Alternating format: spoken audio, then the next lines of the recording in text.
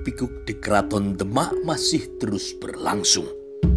Keesokan harinya, di dalam kota raja, terutama di dalam Keraton Demak, terjadi kesibukan yang luar biasa. Karena pada saat itu adalah hari pelantikan Sunan Prawoto menjadi Sultan Demak yang keempat.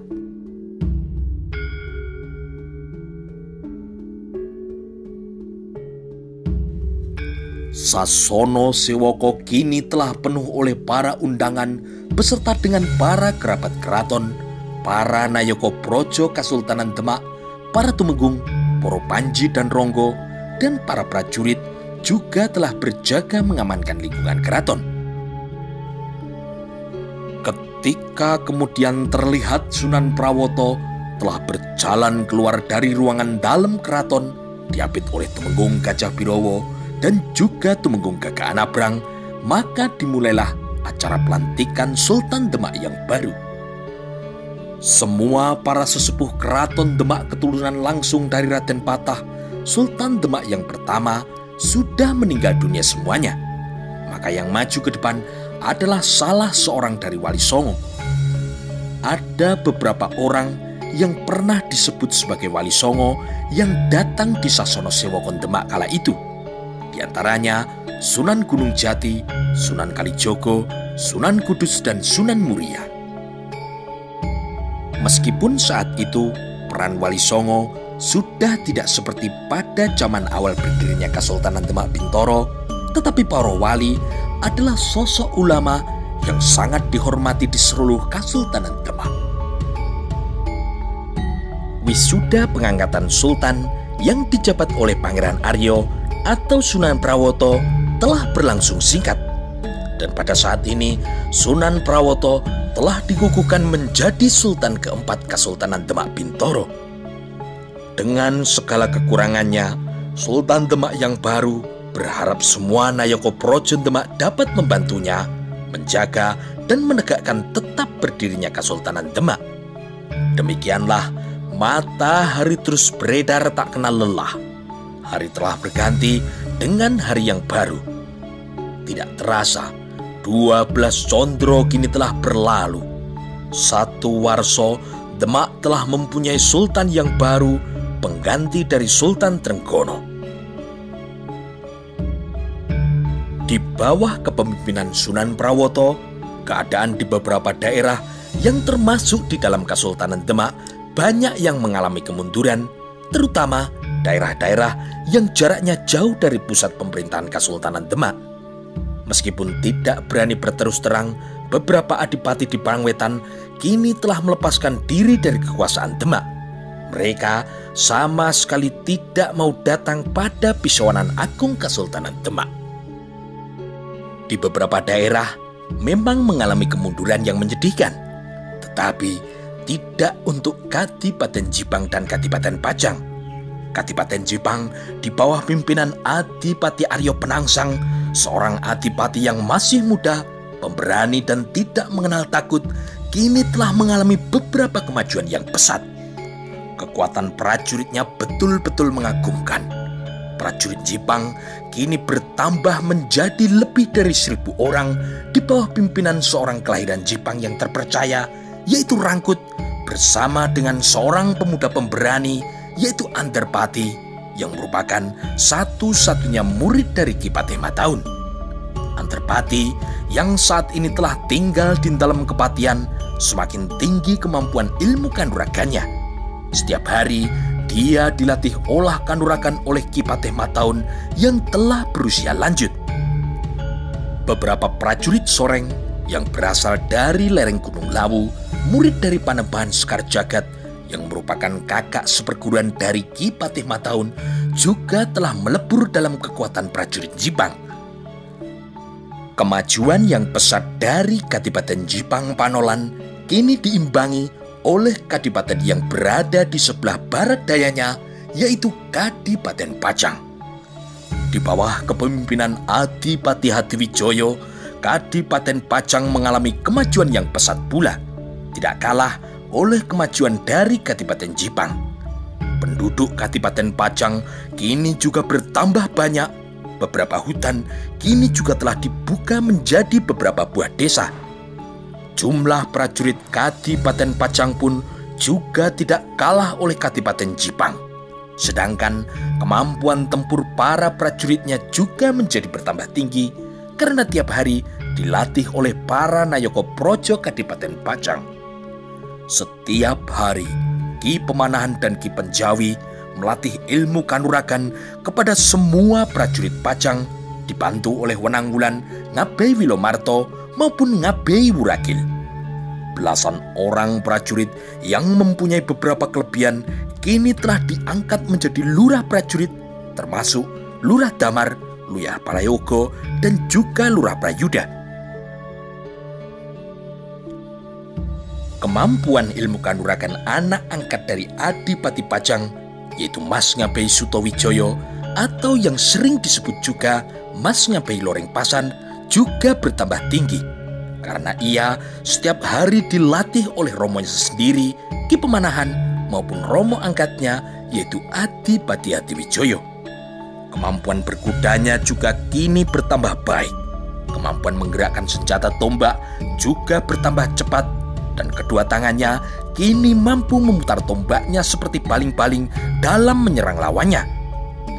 Adipati Hadiwijoyo kini juga tidak lupa berlatih mematangkan aji lembu sekilan yang ngetapi-tapi itu. Ditambah, ia juga berlatih memperdalam ilmu Hasto Dahono maupun ilmu gerak Trisula Manik. Kebo Kanigoro pun kini juga masih sering bertemu dengan Adipati Pajang itu. Kadang-kadang Adipati Hadiwijoyo yang mengunjungi uwonya di Pengging, tetapi tidak jarang pula Kebo Kanigoro yang datang ke dalam Kadipaten Pajang. Sementara itu, Sultan Demak, Sultan Syah Alam Akbar Jimbongningrat yang keempat, yang lebih sering disebut dengan nama yang telah lama dipakainya, yaitu Sunan Prawoto, lebih suka berada di pesanggeran Prawoto. Hanya kadang-kadang saja dia berada di kota raja untuk beberapa hari guna menemui Ki Patih Wonosalam yang mendapat tugas mengerjakan semua pekerjaan pemerintahan Kesultanan Demak. Ketika Sunan Prawoto berada di kota raja, kadang-kadang Sultan Demak itu mengunjungi pesantren Kadilangu. Sebaliknya, Sunan Kalijogo pun juga sering menemui Sunan Prawoto di dalam keraton. Sunan Prawoto yang dulu pernah menjadi murid Sunan Kudus, kini beralih menjadi murid Sunan Kalijogo. Sunan Kudus juga teringat, Sunan Prawoto sewaktu masih menjadi muridnya dulu pernah berbohong kepada istrinya sehingga ia bisa membawa keluar keris pusaka Kiai Setan Kober dari Panti Kudus. Tidak sepantasnya kalau hanya persoalan seperti ini aku marah dan mengambil tindakan sendiri, kata Sunan Kudus, dan persoalan itu pun kemudian sedikit terlupakan karena kesibukan sehari-hari di pesantren Kudus. Waktu yang berjalan tak kenal lelah terus berjalan dan berputar. Malam berganti siang, siang pun kini kembali menjadi malam. Dan saat ini tidak terasa sudah berjalan 3 warso setelah pelantikan Sunan Prawoto menjadi seorang Sultan Demak yang keempat. Saat itu hari telah menjelang senja. Matahari juga telah mulai condong ke barat. Seekor kuda tegar dan gagah yang berwarna hitam legam berlari mendekati regel Panti Kudus. Penunggangnya seorang yang bertubuh sedang, berkumis melintang, seorang pemberani dan tidak kenal takut. Itulah Adipati Jipang, yaitu Adipati Aryo Penangsang yang sedang mengunjungi gurunya. Ketika kudanya sampai di depan regel pesantren, Aryo Penangsang kemudian turun dari punggung Gagak Rimang. Dan kini terlihat seorang santri berlari mendekat, lalu santri itu pun meminta kendali kuda Gagak Rimang untuk dibawa ke halaman belakang guna diberi minum. Setelah santri itu menuntun Gagak Rimang ke halaman belakang, maka Aryo Penangsang pun kemudian berjalan menuju ke batasan yang terletak di sudut halaman pendopo.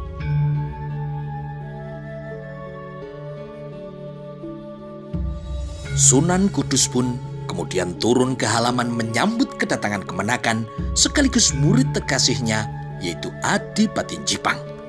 Setelah mencuci kaki, Aryo Penangsang kemudian mencium tangan gurunya, maka Aryo Penangsang kemudian dipersilakan naik ke pendopo.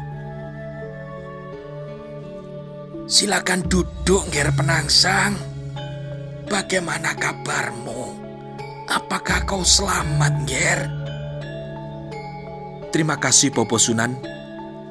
Atas restu Bopo Sunan, saya dalam keadaan selamat," kata Adipati Aryo Penangsang. Sesaat kemudian, keduanya telah duduk berhadapan di sebuah amben di pendopo Panti Kudus. "Bagaimana jalannya pemerintahan di Kadipaten Jipang, Nger?" tanya Kanjeng Sunan Kudus. "Semuanya lancar, Bopo. Semua persoalan di Jipang Panolan sudah bisa diselesaikan oleh Paman Mataun." "Bagus. Mataun adalah orang yang setia. Ia mengabdi di Jipang dari mulai zaman Ayahanda Sunan Ngudung dulu," kata Kanjeng Sunan Kudus. "Iya, Bopo Sunan." "Ya, Nger, kau akan di sini 3-4 hari kan, Nger?" "Iya, Bopo Sunan." Setelah berbicara beberapa saat, maka Sunan Kudus pun kemudian menyuruh muridnya itu untuk membersihkan dirinya. "Mandilah dulu, Nger. Sebentar lagi menjelang matahari terbenam, kita nanti bersama-sama sholat maghrib berjamaah di masjid," kata Kanjeng Sunan Kudus. Kemudian Aryo Penangsang pun membersihkan dirinya di Pakiwan Panti Kudus. Malam itu, Aryo Penangsang yang akan merencanakan 3-4 hari berada di pesantren Kudus telah mengaji sampai wayah sepi wong. Setelah waktu hampir menjelang tengah malam, Aryo Penangsang pun baru dapat memejamkan matanya. Ketika hari telah menjelang fajar, suara kentongan di pesantren Kudus pun mulai terdengar menggema di sekitar Panti Kudus, mengajak untuk melaksanakan kewajiban menjalankan sholat subuh yang akan dilaksanakan secara berjamaah di Masjid Pesantren Kudus. Kanjeng Sunan Kudus pun bertindak menjadi seorang imam, dan setelah selesai menjalankan sholat subuh, maka ia pun mengajak muridnya itu untuk mengaji di dalam kamar. "Ger, kita mengaji di dalam kamar dulu. Di luar, udara masih terasa dingin.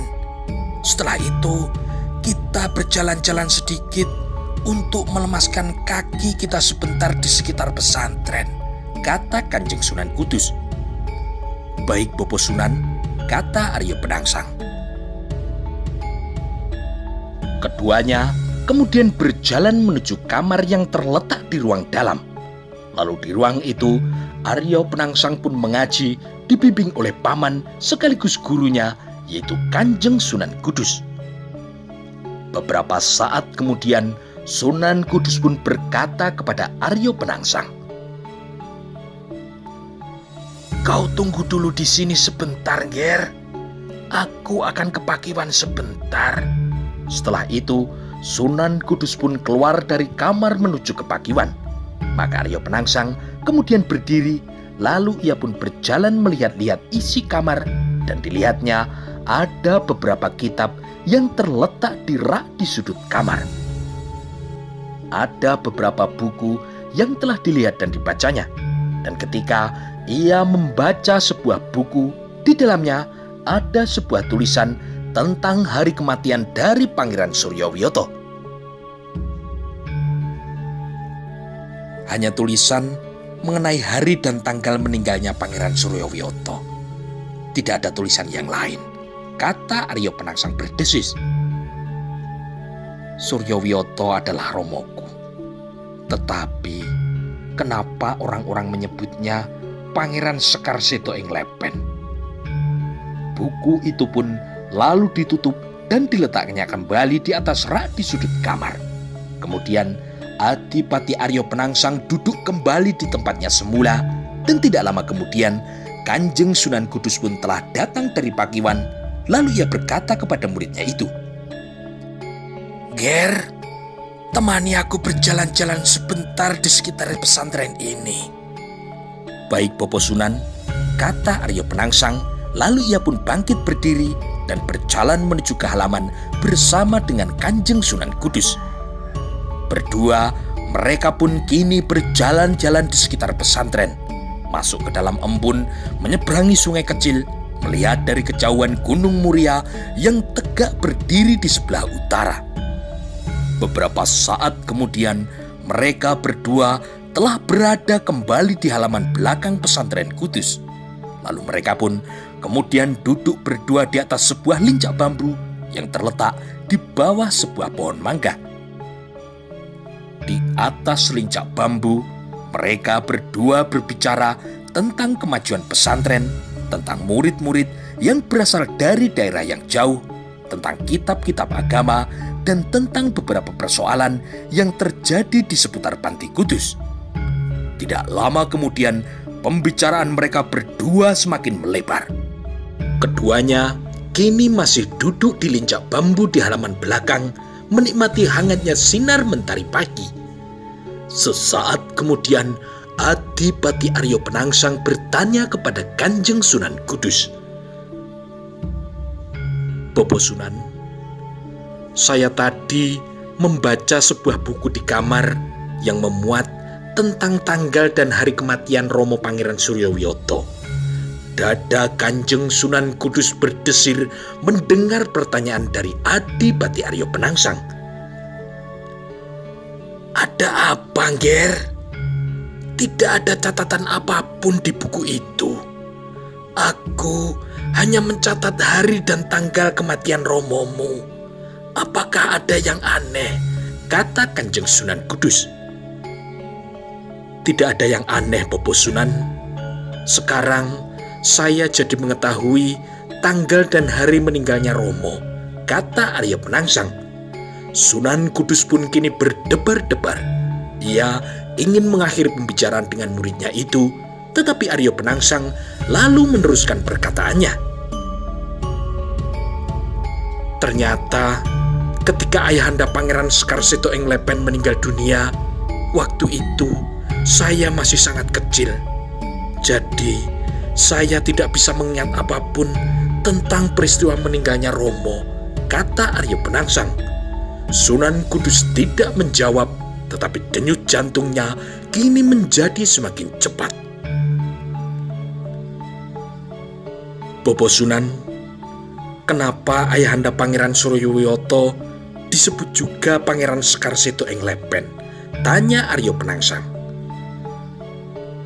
"Sekar Seto Ing Lepen, Pangeran Sekar yang meninggal di tepi sungai, Ger. Ya, karena Romomu sewaktu meninggal dunia saat berada di tepi sungai. Dan pada saat itu Pangeran Sekar sedang melaksanakan sholat," kata Kanjeng Sunan Kudus. "Ayahanda Suryowiyoto meninggal dunia pada saat melaksanakan sholat di tepi sungai. Aneh," desis Aryo Penangsang hampir tidak terdengar. "Meninggal di tepi sungai. Mengapa penyebab kematiannya selama ini seperti disembunyikan?" katanya dalam hati. Dan Aryo Penangsang bukan seorang yang bodoh. Nalarnya bekerja dengan baik, dan ia pun pandai menghitung dan mengotak-atik semua kemungkinan dari sebuah peristiwa yang telah terjadi. Sesaat kemudian, ia pun telah dapat mengambil sebuah kesimpulan yang tidak terduga. Dada Kanjeng Sunan Kudus kini semakin berdebar-debar. Sesaat kemudian, ia pun kaget bukan kepalang ketika muridnya itu kemudian bertanya kepadanya, "Bopo Sunan, siapakah orang yang telah membunuh Ayahanda Pangeran Suryowiyoto?" tanya Aryo Penangsang tegas. Kanjeng Sunan Kudus tidak menjawab. Mulutnya kini menjadi seperti terkunci. "Bopo Sunan, siapakah orang yang telah membunuh ayahanda?" tanya muridnya itu sekali lagi. Kanjeng Sunan Kudus masih belum menjawab. Ia berpikir betapa berbahayanya kalau Aryo Penangsang mengetahui cerita terbunuhnya Pangeran Sekar Cetho Inglepen dari orang lain. Bisa saja nanti orang lain itu bercerita tidak sesuai dengan kenyataan yang sebenarnya. Dandang dikatakan Kontol, sedangkan Kontol dikatakan Dandang. "Sabar, Nger. Kalaupun saat ini aku tidak mau mengatakan siapa orang yang telah membunuh romomu, kau nanti pasti akan bertanya kepada orang lain yang mungkin jawabannya tidak sesuai dengan kenyataan yang telah terjadi. Bisa saja ditambah atau dikurangi," kata Kanjeng Sunan Kudus. "Ya, lebih baik memang aku sendiri yang bercerita kepadamu tentang kematian romomu itu, daripada kau nanti mendengar cerita ini dari orang lain."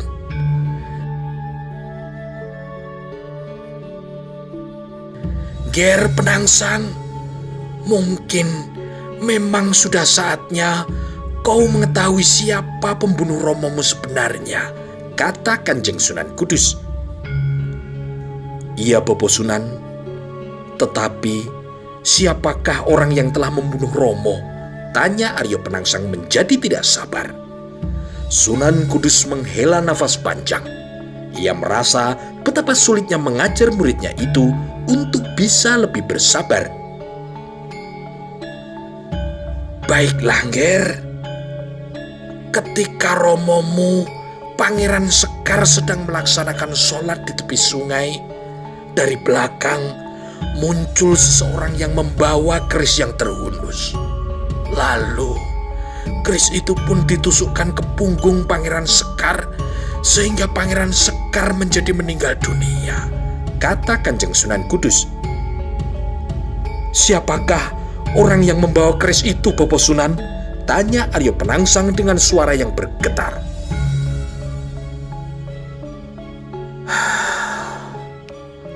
"Orang itu adalah saudara sepupumu sendiri, Nger, Sunan Prawoto," kata Kanjeng Sunan Kudus perlahan.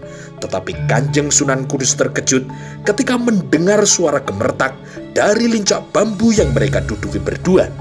Ternyata batang bambu yang terletak di sisi paling pinggir hancur diremas oleh jari-jari Aryo Penangsang. "Sabar, Nger, sabar," kata Kanjeng Sunan Kudus. "Hutang pati nyaur pati. Nyawa ayahanda harus dibayar oleh nyawa Sunan Prawoto," kata Aryo Penangsang sambil meraba keris Kanjeng Kiai Setan Kober yang masih terselip di pinggangnya. "Sabar, Nger. Jangan bertindak tergesa-gesa," kata Kanjeng Sunan Kudus. "Bopo Sunan, keris apakah yang dulu dipakai untuk membunuh Romo?" tanya Aryo Penangsang masih dengan suara yang bergetar. "Ramamu sedo karena ditusuk menggunakan keris Kiai Setan Kober itu," kata Kanjeng Sunan Kudus. "Keris Kiai Setan Kober? Jadi Romo meninggal karena ditusuk dengan kerisku ini?" tanya Aryo Penangsang dengan nada yang tinggi. "Iya." "Lalu bagaimana mungkin keris Kiai Setan Kober saat itu bisa berada di tangan Sunan Prawoto, Bopo Sunan?" "Sunan Prawoto telah berbohong." Kemudian Kanjeng Sunan Kudus pun bercerita tentang kebohongan yang dilakukan oleh Sunan Prawoto terhadap istrinya sehingga bisa berhasil membawa keris Kiai Setan Kober. Aryo Penangsang mendengarkan cerita gurunya itu dengan tangan yang tergetar dan gigi yang bergemertak. Matanya kini memancarkan nafsu amarah, ada dendam kesumat yang memenuhi rongga dadanya. Dan Aryo Penangsang pun kini membutuhkan sebuah penyaluran. Sunan Kudus menjadi cemas melihat keadaan muridnya itu, tetapi ia menjadi terkejut ketika Aryo Penangsang berkata dengan suara yang keras yang didorong oleh hawa nafsu pembalasan dendam. "Bopo Sunan, saya mohon pamit. Saya akan pulang ke Jepang sekarang," kata Aryo Penangsang. "Sabar, Ger, sabar. Kau sudah merencanakan akan tidur di sini 3-4 hari, Ger." "Itu semua saya batalkan, Bopo Sunan. Tetapi lain kali saya akan tidur di Panti Kudus selama sepasar penuh. Tetapi sekarang saya mohon pamit, Bopo Sunan," kata Adipati Jepang itu. "Tunggulah setelah sholat zuhur. Nanti pulangnya setelah kau makan siang, Ger," kata Kanjeng Sunan Kudus. "Tidak, Bopo Sunan. Saya akan pulang sekarang," kata Aryo Penangsang sambil bangkit berdiri dan berjalan menuju ke kamar untuk mengambil bungkusannya.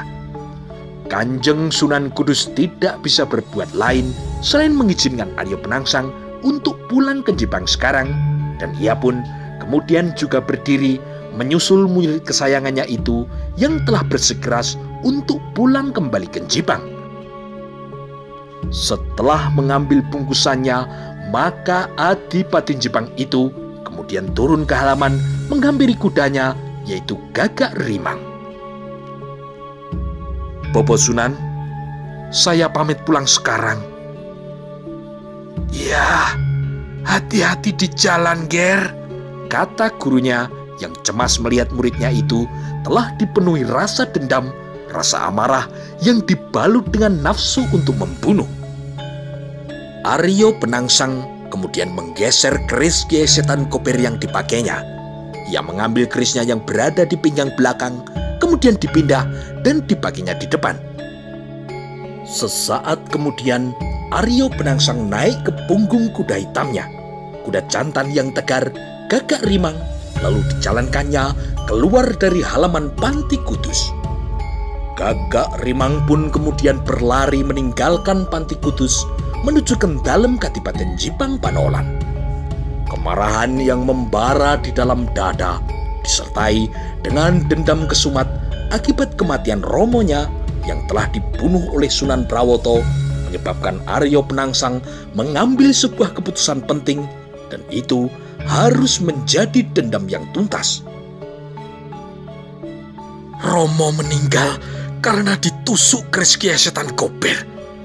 Maka Sunan Prawoto juga harus mati oleh keris Kiai Setan Kober, kata Aryo Penangsang dalam hatinya. Dendam yang memenuhi urat nadinya menyebabkan Adipati Jipang itu dengan cepat memacu Gagak Rimangnya. Malam nanti aku baru bisa sampai ke dalam Kadipaten Jipang. Beberapa saat kemudian Aryo Penangsang pun sadar untuk dapat mencapai Jipang, kudanya membutuhkan air, makanan, serta harus beristirahat. Maka di sepanjang perjalanan, Gagak Rimang pun telah berhenti beberapa kali untuk beristirahat. Tengah hari kini telah lama dilaluinya, dan ketika matahari telah condong ke barat, senja pun telah membayang di ufuk barat. Ketika itu, Jipang seakan-akan telah berada di depan matanya. Sebentar lagi hari menjadi gelap, tetapi aku akan tetap meneruskan perjalanan menuju Jipang. Gagak Rimang yang terlihat lelah tidak dihiraukannya. Dipacunya, kuda jantan itu terus melaju menuju ke dalam Kadipaten Jipang. Malam yang gelap telah menyelimuti semua telatah Kesultanan Demak. Hanya sedikit sinar rembulan yang menyinari bumi Jipang, dan pada saat memasuki wayah Sepiwong, Gagak Rimang pun telah memasuki halaman dalam Kadipaten Jipang. Seorang prajurit Jipang yang sedang berjaga di pendopo turun ke halaman mendekati Adipati Aryo Penangsang, lalu meminta tali kendali kudanya, dan kuda Gagak Rimang pun kemudian dibawa ke belakang untuk beristirahat. Rangkut, pemimpin prajurit Jipang yang sedang duduk di pendopo bersama dengan Anterbati, segera berdiri lalu berjalan menyongsong kedatangan sang adipati. Tetapi langkahnya terhenti ketika Adipati Jipang itu berkata kepadanya, "Rangkut, kau panggil Paman Mataun kemari. Suruh dia menghadapku sekarang juga. Cepat," kata Aryo Penangsang. Rangkut pun segera berlari menuju dalam kepatian. Ia bergegas memanggil Ki Patih Matahun untuk segera menghadap sang adipati. Sedangkan Antarpati telah tiba di depan Aryo Penangsang. "Antarpati, kau bawa bungkusanku ini ke ruang dalam," kata Adipati Jipang. "Baik Kanjeng Adipati," jawab Antarpati. Kemudian ia pun membawa bungkusan milik Aryo Penangsang itu. Aryo Penangsang segera menuju ke ruang dalam diikuti oleh Antarpati, dan Aryo Penangsang melihat di ruang dalam sudah ada adiknya, yaitu Aryo Mataram, yang telah mendengar kedatangannya dan telah menyediakan air minum untuknya. Setelah meletakkan bungkusan di ruang dalam, Antarpati kemudian keluar dari ruang dalam lalu kembali duduk di pendopo. "Minum dulu Kang Mas," kata Aryo Mataram. Aryo Penangsang tidak menjawab, tetapi diambilnya mangkok gerabah yang berisi air yang kini berada di atas meja yang telah disediakan oleh Aryo Mataram. Setelah minum, Aryo Penangsang pun kemudian melihat keluar pendopo.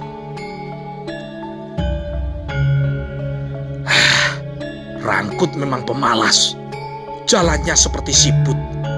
Hanya berjalan ke dalam kepatian yang berjarak sedepah saja membutuhkan waktu semalam suntuk, kata Aryo Penangsang menggeremeng. Tidak lama kemudian, Ki Patih Mataun bersama dengan Rangkut telah tiba di pendopo. Rangkut pun kemudian berhenti lalu duduk di pendopo di sebelah Antarpati. Ki Patih Mataun memandang muridnya yang baru saja pulang dari berlatih bersama Rangkut di tepi Bengawan Sore.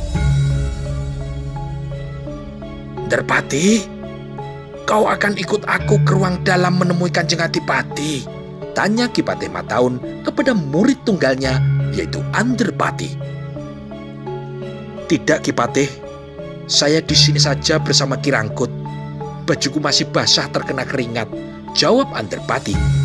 Ki Patih Mataun kemudian berjalan menuju ke ruang dalam menemui Aryo Penangsang yang telah menunggunya. "Duduklah di sini Paman Mataun." "Rangkut mana?" tanya Aryo Penangsang. "Rangkut duduk di pendopo Kanjeng Adipati," jawab Ki Patih Mataun. "Rangkut!" teriak Aryo Penangsang. "Iya Kanjeng Adipati." Rangkut pun kini segera berdiri dan berjalan menuju ke ruang dalam memenuhi panggilan sang Adipati. Ki Patih Mataun pun menjadi berdebar-debar. Tidak biasanya Aryo Penangsang memanggilnya dengan tergesa-gesa. "Kelihatannya Kanjeng Adipati saat ini sedang marah," kata Ki Patih Mataun dalam hatinya. Ketika Rangkut sudah berada di ruang dalam, mereka berempat kemudian duduk di tikar. Sesaat kemudian Adipati Jipang berkata kepada mereka, "Aryo Mataram, Paman Mataun dan kau Rangkut, dengarkan perkataanku," kata Aryo Penangsang. Aryo Penangsang memandang kepada Ki Patih Mataun, dan itu telah membuat Ki Patih Mataun yang sudah tua itu menjadi berdebar-debar. "Kalian semua dengarkan. Sekarang aku mau bertanya kepada Paman Mataun. Paman, siapakah orang yang telah membunuh Pangeran Suryawiyoto?" tanya Adipati Aryo Penangsang. Ki Patih Mataun terkejut. Ia tidak menyangka Aryo Penangsang akan bertanya kepadanya tentang kematian romonya itu. Untuk sesaat, Ki Patih Mataun terbungkam. Ia masih terkejut sehingga belum mampu menjawab pertanyaan dari sang Adipati. "Paman Mataun, kau adalah orang yang sudah tua. Kau pasti mengetahui peristiwa meninggalnya Pangeran Sekarseto ing Lepen," kata Aryo Penangsang. Iya, Kanjeng Adipati. Saya memang mengetahui peristiwa terbunuhnya Ayahanda Pangeran Sekar Seto ing Lepen, kata Ki Patih Mataun. Bagus. Siapakah yang telah membunuh Romoku? Tanya Aryo Penangsang dengan nada yang tinggi. Kanjeng Adipati, yang membunuh Pangeran Suryowiyoto adalah Sultan Demak yang sekarang berada di pesanggrahan Prawoto. Ia adalah Sunan Prawoto, kata Ki Patih Mataun. Bagus. Di mana mereka berdua melakukan perang tanding? Tanya Aryo Penangsang. Mereka tidak sedang berperang tanding, Kanjeng Adipati. Pangeran Suryowiyoto ditusuk dari belakang dengan menggunakan keris Kiai Setan Kober ketika sholat di tepi sungai, kata Ki Patih Mataun. Prawoto memang pengecut, kata Aryo Penangsang dengan suara yang tinggi. Rangkut, Rangkut, kau orang Jipang. Kau kuangkat menjadi pemimpin prajurit Jipang. Kau lahir di Jipang, kau makan di Jipang. Sebagai seorang prajurit Jipang, apa yang akan kau berikan kepada tanah pusakamu ini? Tanya Adipati Jipang dengan nada yang keras. Denyut nadi Rangkut pun menjadi semakin kencang. Dengan hati-hati, ia pun kemudian menjawab. Ya, Kanjeng Adipati. Saya adalah prajurit Jipang dan saya bersedia mati untuk membela Jipang. Bagus. Kalau sekarang aku perintahkan kepadamu mengerjakan sebuah tugas yang sangat berat, nyawamu mungkin saja menjadi taruhannya.